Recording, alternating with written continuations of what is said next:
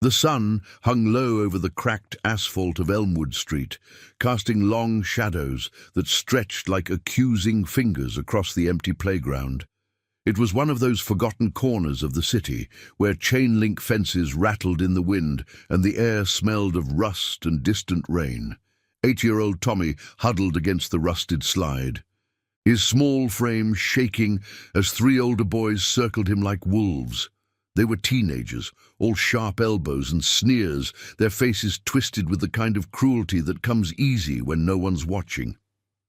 The leader, a lanky kid with a faded bandana, shoved Tommy hard into the dirt, kicking up dust that stung the boy's eyes. "Cry louder, shrimp," he taunted, his voice echoing off the empty swings. Tommy's backpack spilled open, his lunchbox tumbling out with a pathetic clatter, but he didn't dare reach for it. Tears carved tracks through the grime on his cheeks, his whimpers swallowed by the indifferent hum of the city beyond.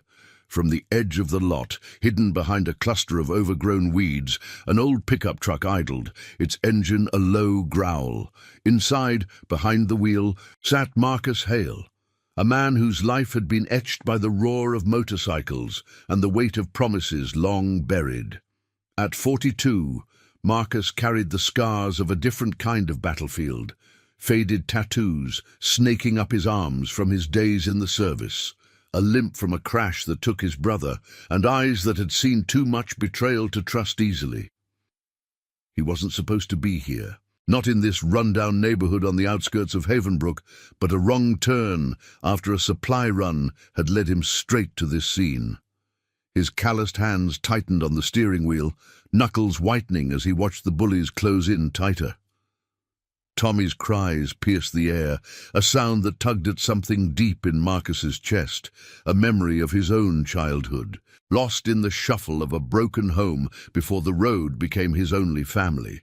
Marcus killed the engine with a flick of his wrist, the sudden silence amplifying the boys' laughter. He stepped out, his boots crunching gravel, the leather of his worn jacket creaking like old leather. At 6'3", he cut an imposing figure, broad shoulders straining against the fabric, a silver chain with a rusted dog tag glinting at his neck. The bullies froze as he approached, their bravado cracking like thin ice. "Hey," Marcus said, his voice a gravelly rumble, low but carrying the weight of thunder. The leader straightened, trying to look tough. "Mind your business, old man." But Marcus didn't stop, his eyes locking on Tommy, who peeked up from the dirt with wide, terrified eyes. In that moment, something shifted in Marcus, a forgotten oath surfacing from the depths of his past. Years ago, on a rain-soaked night in a desert outpost, he'd sworn to his fallen brother, "I'll watch out for the little guys, Jake. No one gets left behind." It was a promise he'd buried under miles of highway and the solitude of the Iron Vow MC. But here it was, demanding to be honored. The bikers' convoy wasn't far behind.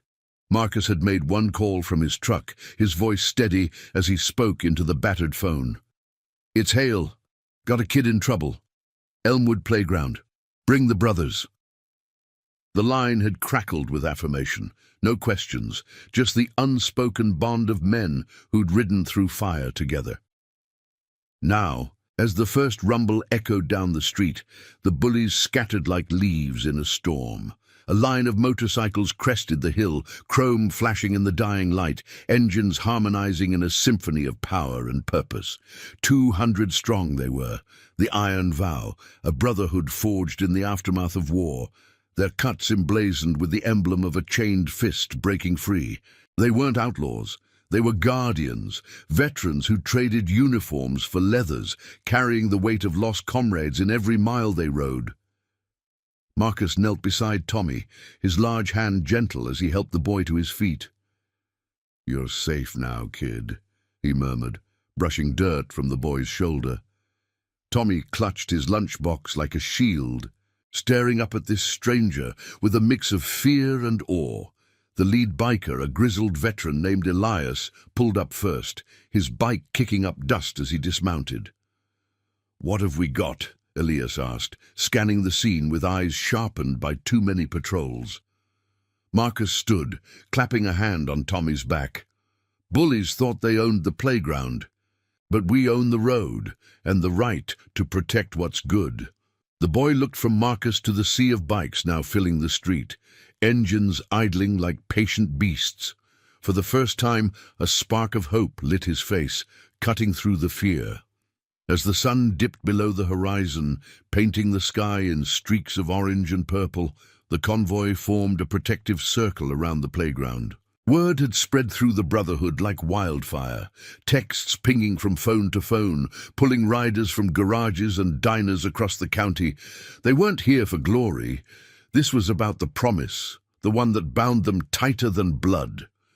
Marcus watched Tommy climb into Elias's sidecar, the boy's small hands gripping the edge, a tentative smile breaking through.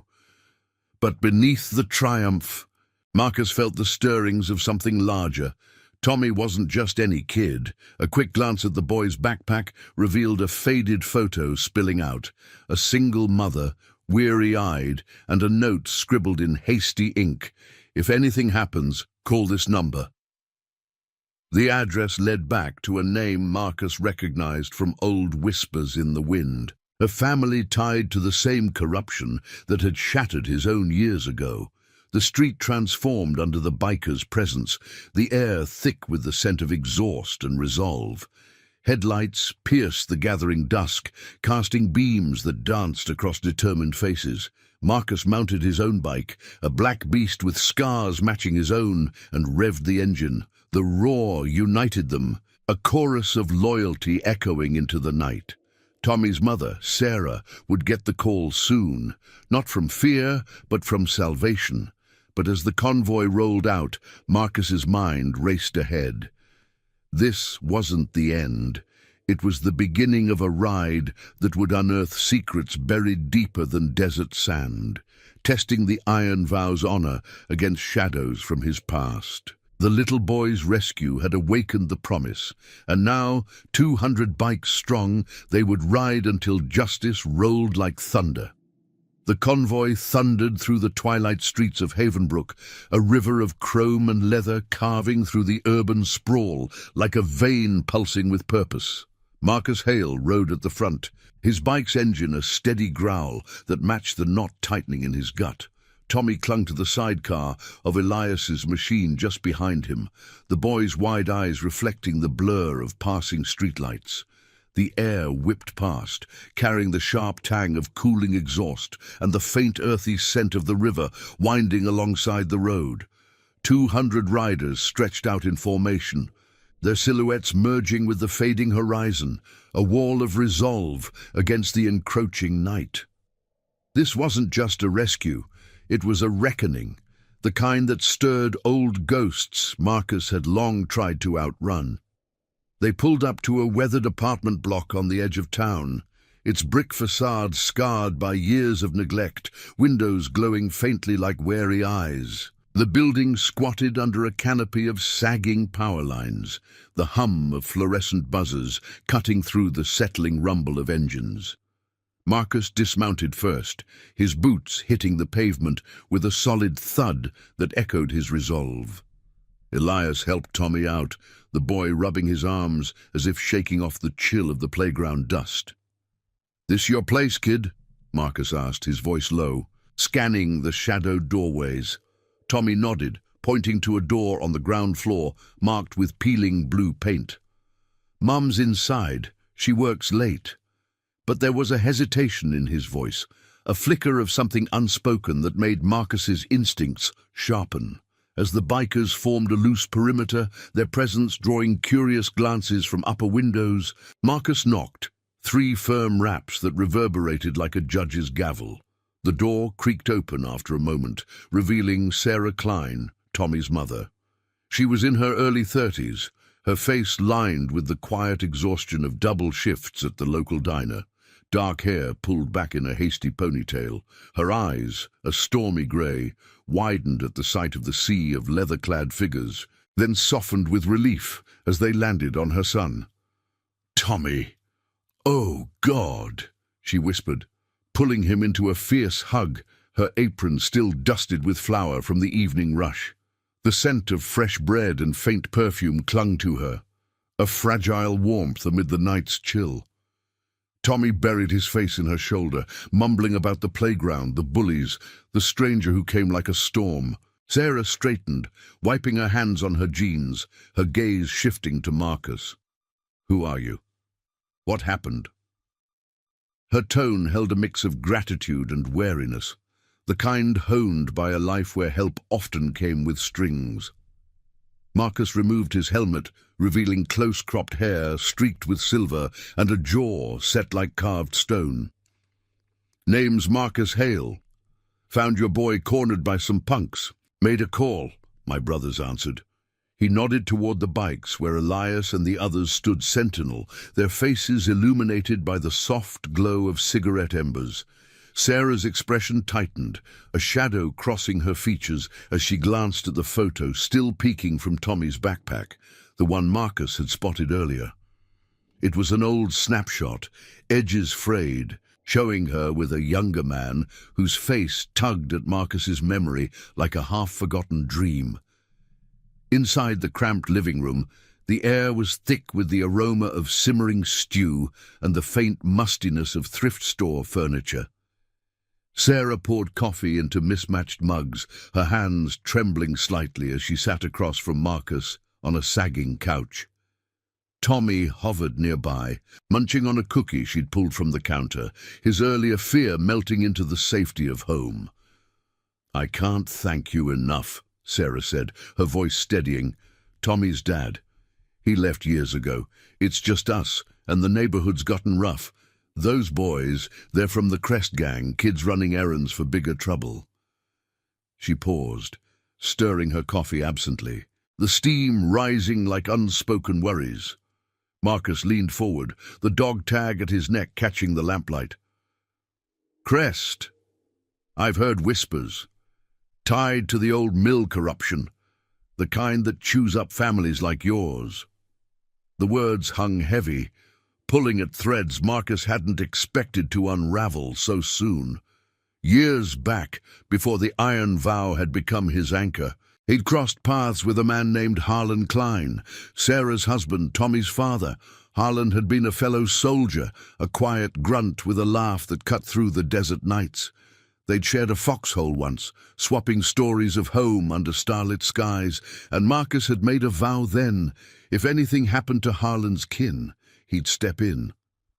But Harlan had vanished after discharge, whispers of debt and shady deals following him like smoke. Now, looking at Sarah's guarded eyes, Marcus saw the echo of that promise staring back. "Harlan," he said softly, testing the name. Sarah's mug clattered against the table, coffee sloshing over the rim. "How do you know that name?" Her voice cracked, a dam breaking. Tommy froze mid-bite, sensing the shift. Elias poked his head in from the doorway, his burly frame filling the frame like a guardian oak. "Everything all right in here?" The other bikers murmured outside, their low voices a comforting rumble, but Marcus waved him off. "Old debts," he replied to Sarah, his tone measured. "Served with him. Promised I'd look out if things went south. Didn't know it led here." Sarah's face paled, her fingers twisting the hem of her shirt. "He got mixed up with the wrong people, the mill owners, covering up accidents, pushing folks out. Last I heard, he was trying to expose it. Then, nothing. Police said accident, but I know better. They've been watching us ever since." The room seemed to shrink, the walls pressing in with the weight of buried truths. Outside, a distant siren wailed, a reminder of the corrupted shields that failed the vulnerable. Marcus stood, the floorboards creaking under his weight, a resolve hardening in his chest like cooling steel. This wasn't random. The playground attack felt targeted now, a warning to silence a widow and her son. The iron vow wasn't built for vendettas, but for honor, the kind that demanded they ride into the fire for the forgotten. "We're not leaving you alone," he said, his voice a vow renewed. 200 of us, and we'll make sure the truth sees daylight." Sarah met his gaze, tears glistening but unshed, a spark of hope igniting in the dim light. Tommy reached for her hand, the family's fragile bond a beacon amid the storm. As the bikers revved to life outside, engines harmonizing in the night, Marcus stepped onto the stoop. The street was alive with their presence, headlights slicing the darkness like blades of justice. But in the rear view of his mind, shadows loomed. The mill's secrets, Harlan's ghost, and the ethical tightrope ahead. Riding for redemption meant facing the corruption head-on, testing loyalties forged in blood and chrome. The convoy pulled away slowly, protective shadows enveloping the apartment. But Marcus knew the real ride was just beginning. Promises didn't die, they demanded payment, and tonight the iron vow would collect. And now I invite you to leave in the comments where you're watching from and the exact hour you heard this story. We wish to know how far these northern confessions travel and at what moments they reach you. The moon hung like a tarnished silver coin over Havenbrook, casting a pale glow on the winding back roads that led to the old riverside mill. Marcus Hale led the convoy at a measured pace, his bike's headlight cutting through the inky darkness like a lighthouse beam in a storm-tossed sea. The air was crisp now, laced with the metallic tang of the nearby river and the faint, acrid whisper of industrial decay that clung to the mill's forgotten silhouette. 200 engines thrummed in unison behind him, a low symphony of loyalty that drowned out the doubts gnawing at his edges. Elias rode flank, his grizzled face set in determination, while Sarah and Tommy followed in a borrowed van driven by one of the club's quieter members, a veteran named Lucas who'd lost his own son to the streets years back. The boys' rescue had pulled them all into this web, but Marcus felt the weight of it heaviest, the promise to Harlan resurfacing like a tide he couldn't hold back. They crested a low hill, and the mill came into view, a hulking beast of rusted iron and crumbling brick, its smokestack stabbing the sky like broken fingers. Floodlights flickered erratically from the perimeter fence, illuminating chain-link barriers topped with barbed wire that glinted menacingly. The place had been shuttered officially for years, a casualty of economic collapse, but whispers in the Brotherhood spoke of shadows moving within, unmarked trucks slipping in under cover of night, loading crates that smelled of secrets and payoffs. Marcus signaled a halt with a raised fist, the convoy slowing to a gravel-crunching stop in a concealed thicket off the access road. Engines cut one by one, leaving only the rustle of leaves and the distant lap of river water against concrete pilings. "We scout first," Marcus said, his voice a hushed rumble as he dismounted. "No charging in blind. This is about truth, not a brawl." Elias nodded, slinging a leg over his saddle and joining Marcus at the tree line. The other riders fanned out, forming a silent watch, eyes sharp, hands near the grips of their machines, ready to roar if needed. Sarah emerged from the van, Tommy's hand clasped in hers, the boy's face pale but curious under the moonlight. "Why here?" she asked, her breath visible in the chill, eyes fixed on the mill's looming form. Marcus turned, the silver chain at his neck catching a stray beam. "Harlan tried to blow the lid off this place. Accidents that weren't accidents, workers vanishing, families ruined by bribes and threats. If he's gone because of it, answers start here." She swallowed hard, pulling Tommy closer, the scent of her earlier stew still faint on her clothes, a reminder of the fragile life they'd left behind. The boy looked up at Marcus, his small voice cutting the tension. "Will Dad be there?" Sarah's grip tightened, but Marcus knelt to the child's level, his scarred hand resting lightly on the boy's shoulder. "We'll find out what happened. That's the promise." Slipping through the underbrush like ghosts, Marcus and Elias approached the fence, the ground soft and muddy underfoot, sucking at their boots with each step. The air grew heavier here, thick with the oily residue of machinery long idle and something sharper, chemicals perhaps, leaking from hidden drums. A side gate hung ajar, its lock pried open recently, a telltale sign of illicit activity. They crouched low, peering through the gaps. Inside, the yard was a maze of derelict crates and skeletal conveyor belts, but movement stirred. Two figures in dark coveralls patrolling with flashlights, their beams sweeping like searchlights. One muttered into a radio, voice carrying on the wind. "Perimeter clear.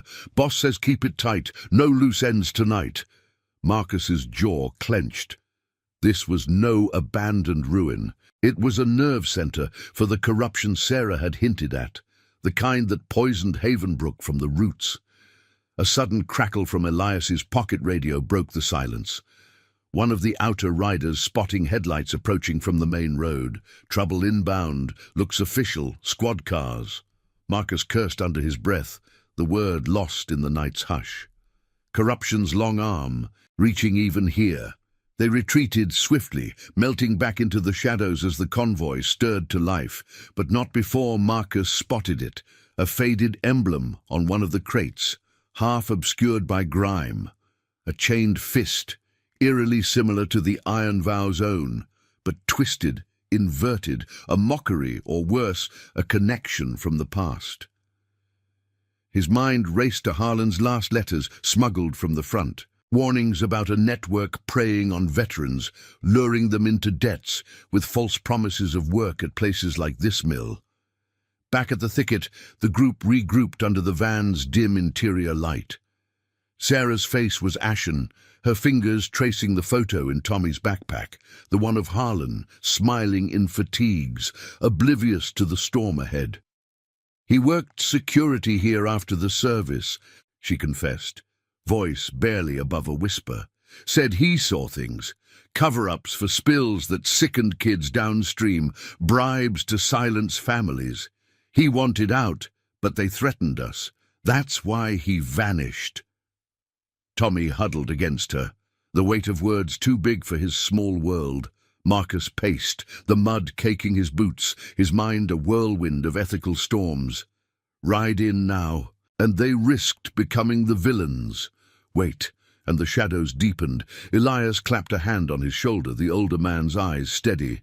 "We don't fight dirty, we expose it. Call in favors, old contacts from the force, the ones who still remember honor." As the squad car's sirens wailed faintly in the distance, growing closer like hounds on a scent, Marcus made the call. Not to charge, but to document. Riders with phones capturing footage from afar, lights off, engines cold. The air hummed with restrained power, the Brotherhood's loyalty a tangible force binding them. One rider, a wiry medic named Ryan, knelt by Tommy, offering a spare jacket against the chill. "Stick with us, kid. Family's what we make." The boy nodded, a flicker of trust blooming. But Marcus felt the pull of deeper waters, Harlan's ghost, demanding more than protection. This mill held keys to redemption, not just for Sarah and Tommy, but for the promises he'd buried with his own losses. The squad cars crested the hill, blue lights pulsing like false beacons, pulling up to the mill's gate with authoritative squeals. Officers emerged, clipboards in hand. But their movements were too casual, too rehearsed, no real urgency, just a show for any unseen eyes. Marcus watched from cover, the river's murmur mocking the facade. "They're in on it," he growled to Elias. "Covering tracks." The older biker nodded grimly. "Then we go around them. Truth rides faster than lies." As the convoy eased back onto the road, engines whispering to avoid detection, Marcus glanced at Sarah in the van's mirror. Her eyes met his, a silent pact forming. The night's revelations had cracked open old wounds, but in the Iron Vow's unbreakable chain, healing began. Yet the road ahead twisted toward confrontation, where loyalty would be tested against the cold machinery of power. Promises demanded action, and dawn would bring the next mile of reckoning. Dawn crept over Havenbrook like a reluctant witness, painting the sky in muted greys and golds that filtered through the dense canopy of pines lining the back road. Marcus Hale gripped the handlebars of his bike, the leather worn smooth from years of faithful miles, as the convoy eased into a hidden clearing deep in the woods. The engines sighed to silence one by one, the sudden quiet amplifying the rustle of dew-kissed leaves and the distant call of a lone bird breaking the night's tension. 200 riders dismounted with practiced ease, their boots sinking into the soft earth, forming a circle around a flickering campfire that Lucas had sparked with a bundle of dry twigs. The air carried the crisp bite of morning mist, mingled with the lingering smoke of exhaust, a reminder of the shadows they'd just evaded at the mill. Sarah emerged from the van, her arm around Tommy, who rubbed sleep from his eyes, the oversized jacket from Ryan swallowing his small frame. The boy's face, smudged with remnants of playground dirt, held a quiet wonder at the gathering. A sea of weathered faces illuminated by the fire's glow, stories etched in every scar and tattoo. Marcus approached, his limp more pronounced after the night's stealth, the old crash injury flaring like a ghost's whisper. "We got eyes on them," he said, nodding to a cluster of riders huddled over phones, screens casting blue hues on their concentrated expressions. Footage shows the cops shaking hands with those coverall goons. No raid, just a nod and drive-off. His voice was gravel over steel, laced with the disgust of a man who'd once trusted badges more than leathers. Elias stirred a pot of coffee over the flames, the rich aroma cutting through the damp chill, steam rising like unspoken vows. He passed a tin mug to Sarah, who accepted it with a nod, her grey eyes reflecting the fire's dance. "Harlan warned me about this," she murmured, settling on a log with Tommy curled against her side. The boy clutched the faded photo tighter now, as if it were a talisman against the unraveling truth. He said the mill wasn't just shutting down. It was a front for dumping waste upstream, poisoning the water that feeds half the town, kids getting sick, families losing homes to eminent domain deals that lined pockets. He gathered proof, but before he could hand it over, her voice trailed, swallowed by the crackle of embers. Tommy looked up, his whisper piercing the hush. "Did the bad men take Daddy?" Marcus knelt beside them, the firelight carving deep lines across his face, highlighting the dog tag that swung like a pendulum of memory. He thought of Jake, his brother lost to that desert crash, the promise made in blood-soaked sand. Watch for the little guys, no one left behind. Harlan had echoed that oath in their shared foxhole, trading cigarettes and dreams of home under a relentless sun. "Your dad's fighting in his way, kid," Marcus replied, his large hand ruffling Tommy's hair gently. "And we're fighting for him, but we do it clean, no shadows, just light on the lies." The words hung heavy, a moral compass in the moral grey of dawn, binding the iron vow tighter than any chain. Across the clearing, Ryan and a few others reviewed the footage, their murmurs a low hum of strategy. The wiry medic, his arms inked with medical crosses from his field days, pointed to a time-stamped clip, officers laughing with the patrols, one slipping an envelope into a pocket under the mill's flickering lights. "This ties back to the Crest kids at the playground," Ryan said, his voice steady but edged with fire. "Gangs the muscle for the mill bosses, intimidating witnesses like Sarah. Tommy was the message, back off or the boy pays." The group nodded, faces hardening like forged iron, the Brotherhood's code igniting. Loyalty not to chaos, but to the honor that survived the wars they'd left behind. Sarah sipped her coffee, the warmth seeping into her bones, but her gaze drifted to Marcus with a mix of gratitude and guarded hope. "You don't know us. Why risk this?" He met her eyes, the fire's reflection mirroring the spark of redemption stirring within. "Knew Harlan, served with him. He pulled me from a bad spot once, said promises are the only currency that doesn't rust. Owe him for you and the boy." The confession cracked open old scars, the weight of Jake's loss mingling with Harlan's absence, a tapestry of chosen family woven from threads of sacrifice. Tommy reached out, his small hand touching Marcus's knee, a silent bridge across generations of guarded hearts. As the sun climbed higher, burning off the mist in lazy curls, the convoy stirred. Marcus outlined the plan.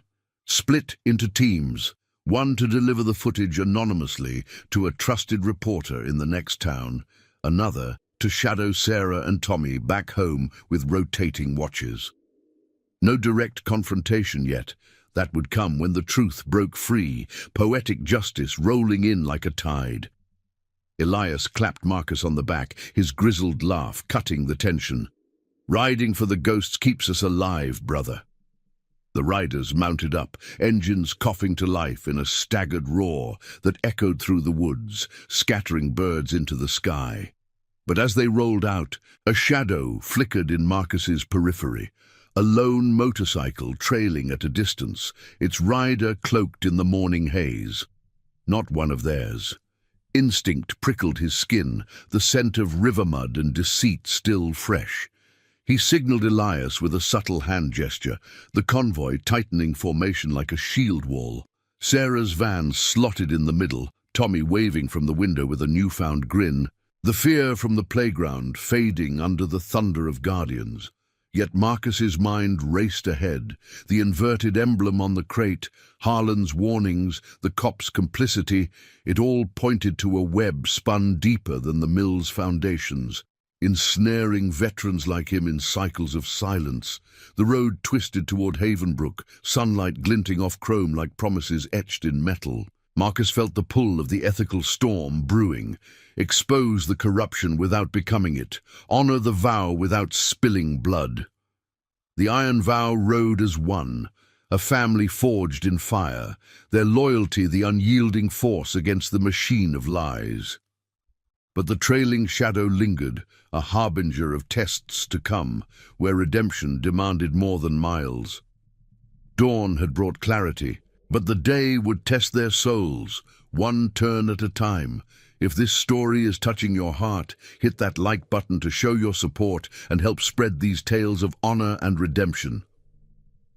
The asphalt blurred beneath the convoy's wheels as they carved through the sun-dappled backroads toward Havenbrook, the morning light fracturing into golden shards across windshields and polished chrome. Marcus Hale's grip tightened on his handlebars, the vibration humming up his arms like a warning pulse, his eyes flicking to the side mirror where the lone rider shadowed them, a dark speck weaving through the curves at a calculated distance. The air rushed past, cool and pine-scented, carrying the faint, oily echo of the mill's decay that still clung to their leathers. 200 bikes formed an ironclad phalanx, engines purring in low harmony. But Marcus felt the fracture in their rhythm, the unspoken tension rippling through the ranks like a stone skipped across still water. Elias rode close on his flank, his weathered face creased with the same suspicion, salt and pepper beard whipping in the breeze. "That tail's no ghost," he growled over the wind, voice cutting through the roar without a headset. Marcus nodded, his silver chain glinting as he tilted his head. "Pull back. See if he bites." With a hand signal sharp as a blade, a trio of riders, Ryan leading on his sleek black cruiser, peeled off, engines dipping low as they looped behind the formation. The road narrowed here, flanked by dense thickets of oak and fern that swallowed sound, the canopy overhead dappling shadows like camouflage. Sarah's van hummed in the convoy's core, Tommy's small face pressed to the window, waving at the passing scenery with the innocent thrill of a boy discovering an army of uncles. The trailing rider didn't flinch at first, maintaining his ghosting pace, but as Ryan's group closed the gap, he gunned his throttle, a throaty snarl that shattered the woodland hush. Dust billowed in his wake as he veered onto a rutted side path, vanishing into the undergrowth like smoke. Marcus cursed under his breath, the word lost to the wind, and signaled the convoy to halt at a weathered overlook where the road crested a ridge. Brakes whined softly, bikes settling into gravel with puffs of earth. The sudden silence amplifying the river's distant rush below. Riders dismounted in fluid motion, forming a loose semicircle, hands resting near pockets where loyalty met necessity. Tools of peace, but ready for the fray. Ryan's team returned minutes later, faces taut under helmets, boots crunching as they approached Marcus. "Lost him in the trees," Ryan reported, wiping sweat from his brow, the medic's tattoo peeking from his sleeve like a badge of battles past. But he dropped this. He held out a crumpled scrap of paper, edges frayed, snatched from the rider's path. Marcus unfolded it under the shade of a towering pine, the ink smudged but legible, coordinates etched in hasty scrawl, pointing to an abandoned warehouse on Havenbrook's industrial fringe, the same district Harlan had patrolled in his final days. A symbol lurked in the corner, that twisted, chained fist from the mill crate, mocking their emblem. "He's baiting us," Marcus said, folding the note into his pocket, the paper crackling like dry bones. "Or warning. Either way, it's Harlan's trail." Sarah stepped from the van, her ponytail loosening in the breeze, carrying Tommy by the hand. The boy's eyes widened at the gathering, the firelight from dawn now replaced by the sun's unyielding glare filtering through leaves. "What now?" she asked, her voice steady but threaded with the weariness of revelations piling like storm clouds. Marcus met her gaze, the overlook's edge dropping away to a valley of mist-shrouded fields, a visual echo of the chasm between safety and truth. "We follow it, but smart. Eyes open, no lone wolves." Tommy tugged at her sleeve, pointing to the horizon where Havenbrook's smokestacks pierced the sky like accusatory spires. "Are we going to find Dad's secret place?" The question hung, innocent yet piercing, stirring the ghosts Marcus carried. Jake's laugh fading in the desert wind, Harlan's hand clapping his shoulder in that foxhole, the vow sealing their fates. The convoy reformed with renewed purpose, engines igniting in a staggered chorus that rolled down the ridge like thunder chasing lightning. They bypassed the main arteries, threading through forgotten lanes where wildflowers nodded along cracked curbs and the scent of wild honeysuckle mingled with heated rubber. Marcus led, the note burning in his pocket, his mind mapping the ethical minefield ahead. Expose the mill's poison without igniting a war. Honor the promise without dragging innocents into the crossfire. Elias rode shotgun, his presence an anchor, while Lucas tailed the van, his quiet vigilance a shield for the fragile cargo within. Whispers passed rider to rider via glances and nods, the Brotherhood's language, forged in foxholes and freeways, binding them against the corruption's tide. As they neared the warehouse district, the landscape shifted. Skeletal buildings loomed, windows shattered like broken promises. The air thickening with the brine of the nearby docks and the faint chemical bite of runoff from upstream. The coordinates led to a squat structure of corrugated metal, its doors yawning open like a forgotten maw, weeds clawing through the concrete lot. Marcus signaled a wide perimeter, bikes fanning out to encircle without enclosing, headlights off to avoid drawing eyes. He dismounted with Elias and Ryan, boots silent on the grit, approaching the threshold where shadows pooled deep. Inside, the space echoed with emptiness. Rusted beams overhead, pallets stacked haphazardly, the floor dusted with years of neglect. But in the far corner, a glint caught the slanting sunlight, a metal locker ajar, spilling papers yellowed with age. Marcus's heart thudded as he knelt, the air musty with mildew and faded ink. Harlan's handwriting leaped from the pages, notes on spill sites, dates of bribes, names of officials who'd turned blind eyes. A photo clipped to one sheet showed Harlan with a group of workers, faces grim, the twisted fist emblem on a crate behind them. "He was building a case," Marcus murmured, the words tasting of redemption's bitter edge. Elias scanned the shadows, his hand steady, and they buried it. With him. Outside, a rider's low whistle cut the air. Movement at the perimeter. The trailing rider reappeared, engine idling at the lot's edge, helmeted figure motionless, a silhouette against the sun, not attacking but watching, as if the web spinner had come to appraise his prey. Sarah and Tommy waited in the van. You parked in cover. The boy's face pressed to the glass, curiosity battling fear. Marcus pocketed a sheaf of documents, the weight of Harlan's legacy settling like a mantle. This wasn't vengeance. It was justice's slow burn, poetic in its patience, demanding they remain the light amid the lies. As the convoy revved to withdraw, the watcher gunned away, vanishing into the district's maze. Marcus mounted up, the papers secure, his resolve hardening like dawn's first frost. The road back promised no ease, the cops' complicity, the Crest gang's reach, the mill's poison seeping into Havenbrook's veins. But with 200 souls riding as one, the iron vow would unearth the truth, fulfilling promises that time couldn't erode.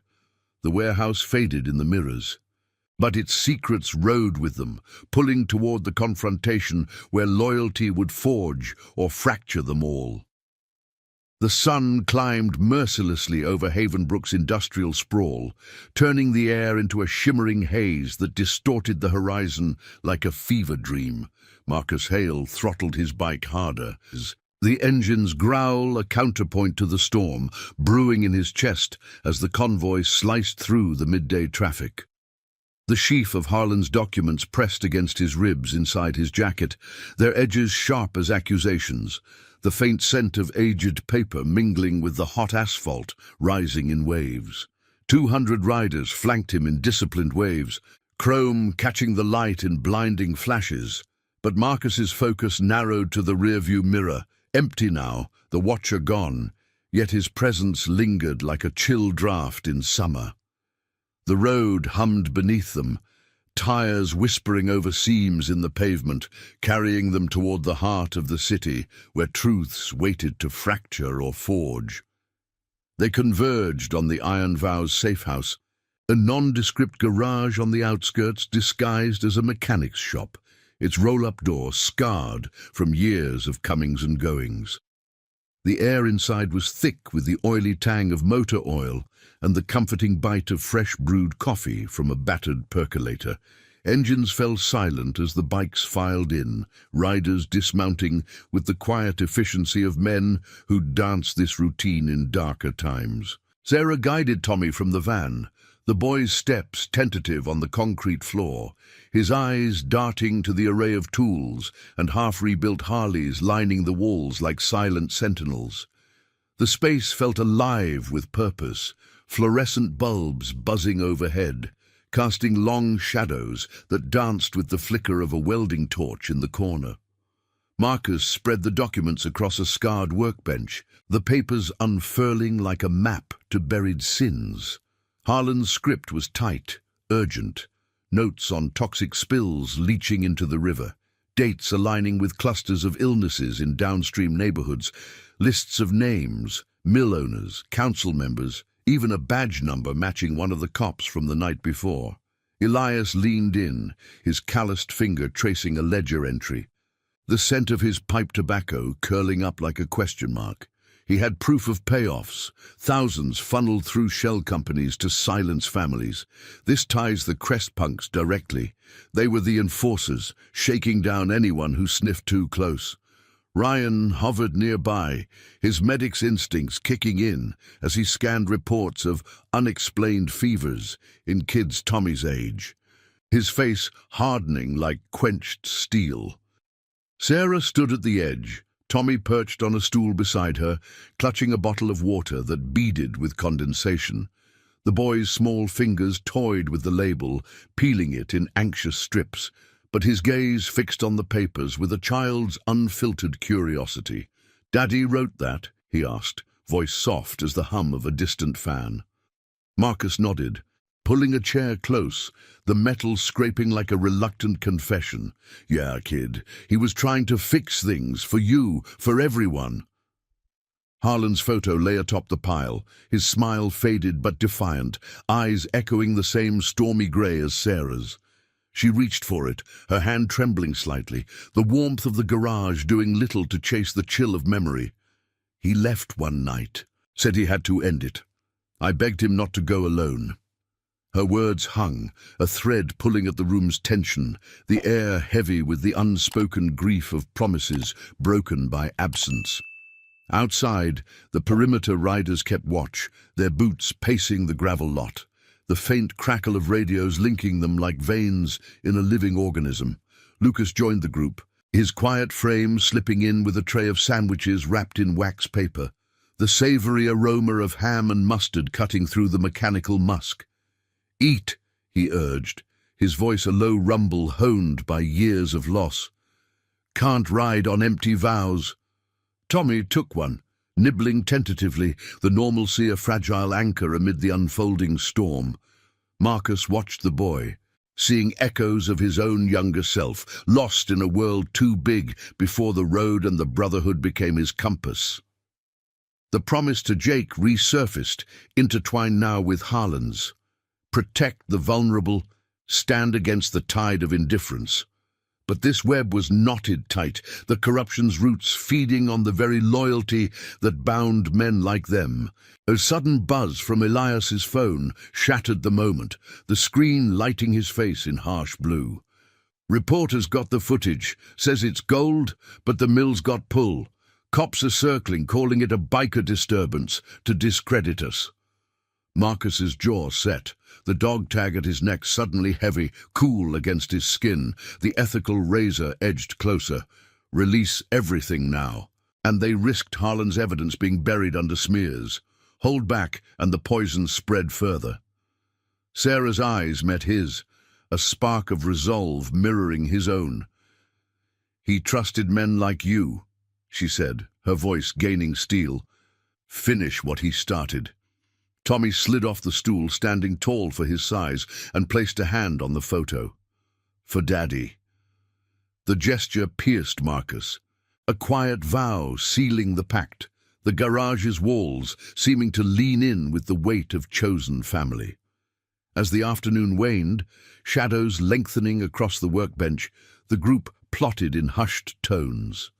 Riders divided tasks, some to distribute copies of the documents to safe contacts, old VA buddies, honest journalists beyond the town's grasp, others to reinforce the watch on Sarah's apartment. No guns, no rushes. This was justice's patient forge, heating truths until they bent the corrupt to their will.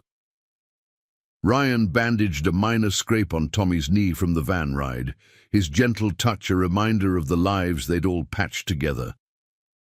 Elias clapped Marcus on the shoulder, the older man's grip firm. "We're the chain that doesn't break, brother. Harlan's riding with us now." But as they prepared to roll out, a low rumble echoed from the street, not the convoys, but a rival thunder. Through the half-open door, headlights pierced the gloom. A pack of crest riders, maybe 20 strong, engines idling like predators at bay. The leader, a scarred figure in a cut bearing the twisted fist, revved once, a challenge hanging in the exhaust-scented air. Marcus stepped forward, the documents tucked away, his presence a wall of unyielding calm. No words yet, just the standoff's electric hush, the sun dipping low to gild the tension in crimson. The iron vow formed ranks behind him, 200 against the shadows, loyalty the blade that would cut through. Tommy peered from behind Sarah, fear flickering but held at bay by the Brotherhood's unbreaking line. The confrontation loomed, not of fists but of wills. Redemption's final test, where promises would clash against the machine of deceit, forging legacy from the fire of honor. The sun bled crimson across the garage's threshold, turning the standoff into a tableau of fire and shadow, where the air hung thick with the acrid bite of idling engines and the faint metallic tang of anticipation. Marcus Hale stood unmoving in the doorway, his broad frame a sentinel etched against the fading light, the dog tag at his neck catching the last rays like a talisman of oaths unbroken. Behind him, the iron vow assembled in silent ranks, 200 souls, leathers creased and faces set like weathered stone, their presence a thunder held in check. The crest riders loomed across the lot, 20 engines growling low, their twisted fist emblems mocking the air. The leader's scarred visage half hidden under a battered helmet, eyes narrowed to slits of defiance. No one spoke at first. Words were for the unworthy. The leader revved once more, a guttural challenge that vibrated through the gravel, kicking up dust that swirled like ghosts in the dying light. Marcus stepped forward, boots deliberate on the crunching stones, his voice emerging low and steady, carrying the weight of deserts crossed and brothers lost. You boys picked the wrong playground. Harlan's fight ends today, not with blood, but with the light you can't outrun. The name hung like a blade, and the leader stiffened, his gloved hand twitching near his throttle. Whispers rippled through the crest line. Harlan's ghost stirring unease, the document's shadow already seeping into their ranks via anonymous texts from the vow's far-flung contacts.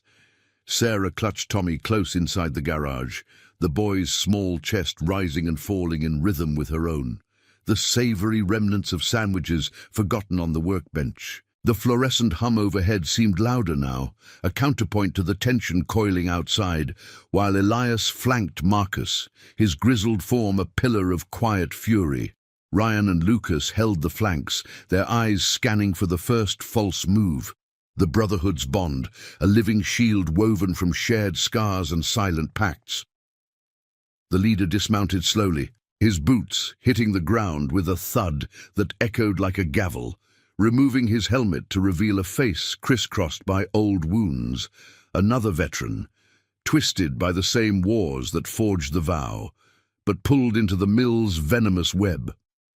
"You think papers scare us?" the man snarled, his voice rough as rusted chain, stepping closer until the space between them crackled. But Marcus didn't flinch. Pulling a single sheet from his jacket, the photo of Harlan, edges frayed, smiling amid the mill's crates. "This man saw you for what you are, enforcers for poison peddlers, preying on the weak to line corrupt pockets. He paid for it. But his truth? It's already rolling out. Reporters, feds beyond your reach. Ride away, or be the footnote in your own downfall." The words landed like rain on parched earth, and doubt flickered in the leader's eyes. The crest riders shifting uneasily, engines faltering in their growl as phones buzzed with alerts, headlines breaking, the mill's spills exposed, arrests rippling through the chain of command. The leader's gaze darted to the photo, recognition dawning like a slow poison. Harlan had been his sergeant once, pulling him from the same foxhole Marcus remembered. A fracture appeared, the man's shoulders sagging under the weight of buried regret. "He was one of us," he muttered, the confession slipping out like smoke, his hand unclenching from the bike's grip. The standoff teetered, the air electric with the possibility of fracture or fire, but Marcus held steady, his voice a bridge over the abyss. "Then honor that. Walk from this. The vow doesn't break men, it redeems them." One by one, the crest engines cut, the riders exchanging glances heavy with the moral tide turning, loyalty's pull stronger than the mill's chains, whispers of defection spreading like dawn's light. As the rival pack dispersed into the twilight, tails of dust trailing like retreating shadows, the garage exhaled. Marcus turned, the documents secure once more, his limp carrying him back to the workbench where Sarah waited, Tommy peeking from her side with eyes wide as the unfolding horizon. The boy stepped forward, wrapping small arms around Marcus's leg in a hug that bridged generations of guarded hearts. "You found Daddy's words," Tommy whispered, the warmth of the gesture cutting through the cooling evening air, scented now with relief and the faint bloom of wildflowers from the lot's edge. Sarah's tears fell freely, not of sorrow, but release, her hand finding Marcus's in silent thanks, the echo of Harlan's vow fulfilled through hands scarred by time and trial. Word spread through the vow like a victorious rumble. The reporter's story hit the wires, the cops' complicity unraveling under federal scrutiny, the mill's gates sealed by dawn's light. Families downstream breathed easier, the river's poison traced and stemmed, justice poetic in its quiet cascade. No fists thrown, only truths unearthed. Elias lit a pipe by the percolator, the tobacco's curl mingling with coffee's steam. His nod to Marcus, a seal on their shared legacy. Ryan checked Tommy's knee one last time, the medic's touch gentle, while Lucas packed the van, the safe house humming with the soft clatter of tools stowed and plans laid to rest. As night deepened, the convoy reformed under a canopy of stars, engines igniting in a symphony of closure. Marcus mounted his bike, the black beast purring beneath him. Sarah and Tommy secure in the van's warmth. They rode slow through Havenbrook streets, headlights weaving a protective web, the city's pulse syncing with their own. A town awakening to honor's quiet power. Marcus glanced back, the garage fading in the mirrors, Harlan's photo tucked safe, a talisman of promises redeemed. The road stretched endless, but for the first time in years, it felt like home. Not the highway's solitude, but the chain of chosen family, unbreakable against the cynic's storm. In the weeks that followed, the mill's web crumbled, bosses indicted, the crest remnants scattering to seek their own paths, veterans like the leader finding doors open at the vows table. Sarah rebuilt, her diner shifts lighter with community support. Tommy's laughter ringing freer in playgrounds, now watched by more than shadows. Marcus rode on, the limp a badge of battles won. Jake and Harlan riding beside him in memory's roar. The iron vow grew, not in numbers, but in the depth of oaths honored. Justice moral, redemption silent, loyalty the legacy that outlasted rust and rain.